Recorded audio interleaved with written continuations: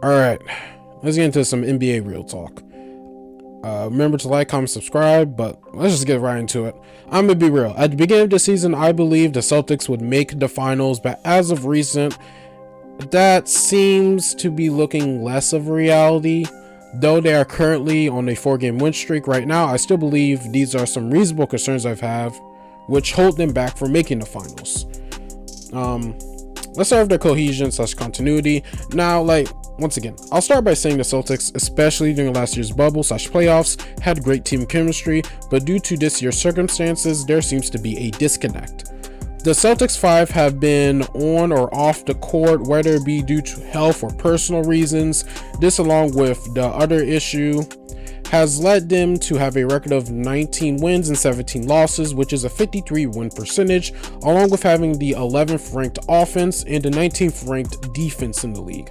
A far cry from last year, in which they held a 67 win percentage with the 4th best offense and the 4th best defense.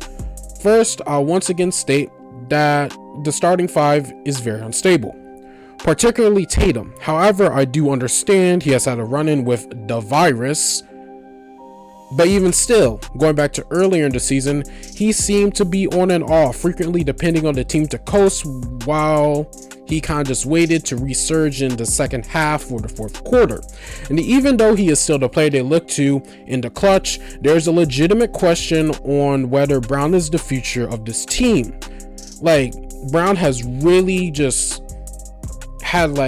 really developed, has amazing shot creating and mid-range abilities. Hopefully you'll see it on the screen or in the blog, but he has had some great numbers this year. And at face value, this isn't a bad thing, right? When it comes to establishing team flow, however, little things like this do matter. You have to remember, these two have been teammates ever since they entered the league, and right now I would think they would work together very well. They have a cohesion, they would just know each other's spots, and they'll work together as a smooth machine. However, right now the team play is just very inconsistent. It lacks identity.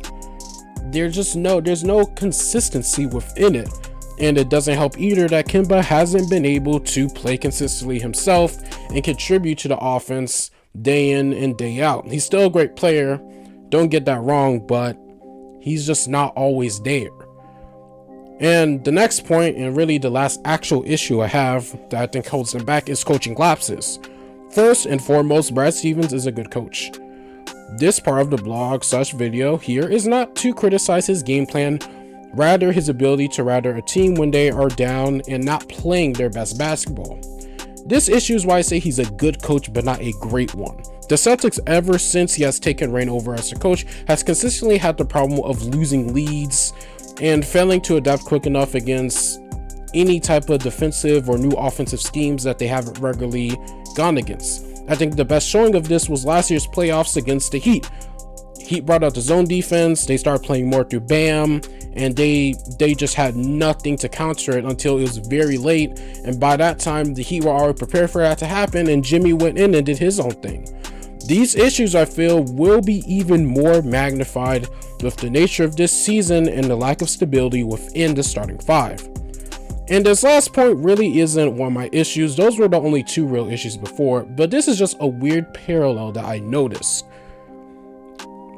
Alright, the 2 leading 2-way stars are one, a player who plays within the flow of the game, and the other who dominates the paint and mid-range, an undersized offensive minded guard, a streaky all defensive guard, and a defensive minded rim runner who can play the forward and small ball center. You know what this sounds like? The Los Angeles Clippers. And in no way do I mean this is a bad makeup for a team. On paper, this is a great makeup, but just the similarities in these 2 teams' issues and personnel is too interesting not to mention. They both have the same problems with their undersized guard. When we look at Lou Will and Kemba, they're great offensive players, great offensive minded, can score, but they're very inconsistent and have troubles when the defense is really caring to try to lock them down. They have the same problems with Tatum and Paul George in the fact that they can lead teams, but the problem is they sort of had this weird thing where they play from the flow of the game, and it doesn't matter what they do or how they do it. If they play good, they play good. If they play bad, they play bad, and it just affects the rest of the team because they do depend on their production. And Kawhi and Jalen are in a very similar thing. Two-way players who dominate the mid-range, but aren't necessarily players you look to lead a team, even if they may end up being the best player, at least statistics-wise, and just by production-wise, they may end up looking like the best player. They're not the player you want leading a team, at least. But hey, that's just my opinion, my thoughts. If there's anything I missed, or if anything you think I got wrong, please tell me in the comment section below.